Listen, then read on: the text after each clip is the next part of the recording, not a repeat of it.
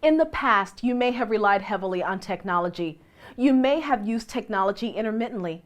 In both cases, you'll need to ramp up your use of digital solutions in the wake of the COVID-19 pandemic.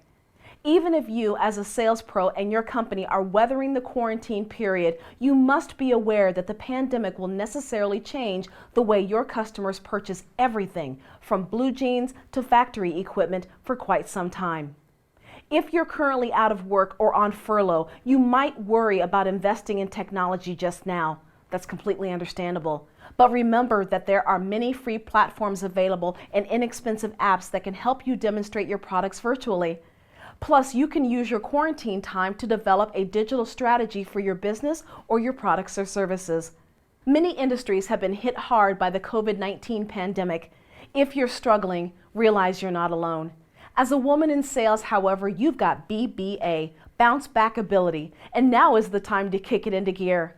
Use your downtime to investigate your digital options. How is your competition using technology to market products or connect with potential customers?